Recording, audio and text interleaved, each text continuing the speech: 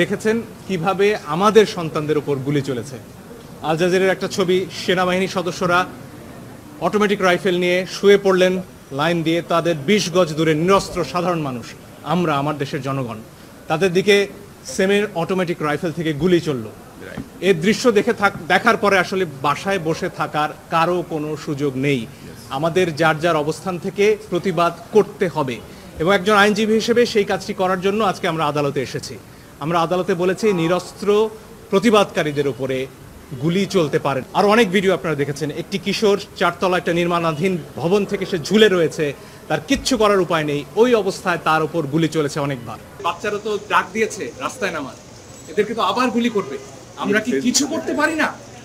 এই একটা প্রশ্ন থেকে একজন আইনজীবী হিসেবে দায়বদ্ধতা থেকে আমরা এসেছি।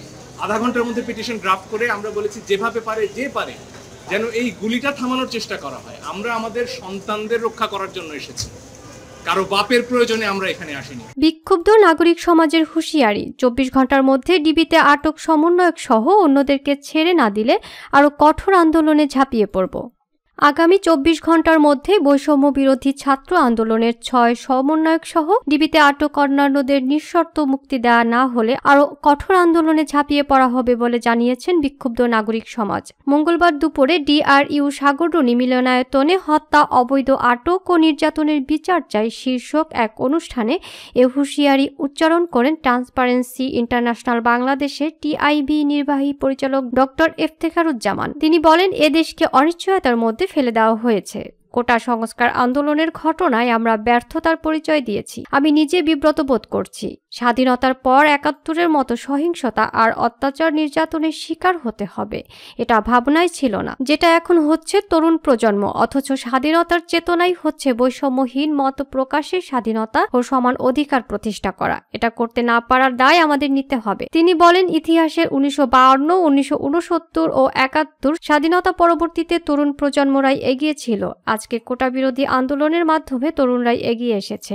ইতিহাসই বলে দেয় তরুণ শিক্ষার্থীরা হচ্ছে অজেয় শক্তি। তিনি আরো বলেন, আমরা আশা করেছিলাম সেটি সরকার বিবেচনায় নেবে, কিন্তু তরুণদের ন্যায্য আন্দোলনকে ভিন্নভাবে দেখা হয়েছে। আন্দোলন ঘিরে সবকিছুর দায় সরকারকে নিতে হবে। উপস্থাপিত দাবি দাওয়া সম্পর্কে তিনি বলেন, গণমাধ্যমের উপর প্রত্যক্ষ ও পরোক্ষভাবে নিষেধাজ্ঞা বা নিয়ন্ত্রণ বন্ধ করতে হবে। টিআইবি নির্বাহী পরিচালক বলেন, আমরা ডিবি কর্তৃপক্ষকে 24 ঘন্টা সময় দিচ্ছি। এই 24 ঘন্টার মধ্যে যাদের আটক করে আনা হয়েছে, ধরে নেওয়া হয়েছে, সেটা বন্ধ করা ও তাদের যদি নিঃশর্ত মুক্তি দেয়া না হয় তাহলে বাংলাদেশের নাগরিকদের পক্ষ থেকে আরো কঠোর আন্দোলনে আমরা ঝাঁপিয়ে পড়ব। তিনি বলেন, আজই ডিবি কার্যালয়ে যাওয়ার কথা ছিল, সেই কর্মসূচি স্থগিত করে সভা থেকে এই আলটিমেটাম দেওয়া হলো। অনুষ্ঠানে ডিবি প্রতিনিধি উপস্থিত থাকতে পারেন এমন ধারণা থেকে ইফতেখারুজ্জামান বলেন, ডিবি প্রতিনিধি যারা আছেন আপনারা আপনাদের অফিসকে আমাদের এই বক্তব্য জানাবেন। এর আগে নারী পক্ষের প্রতিষ্ঠাতা ও মানবাধিকার কর্মী শিরিন হক বলেন, আমরা আজ অনুষ্ঠান শেষে ডিবি কার্যালয়ে যাব।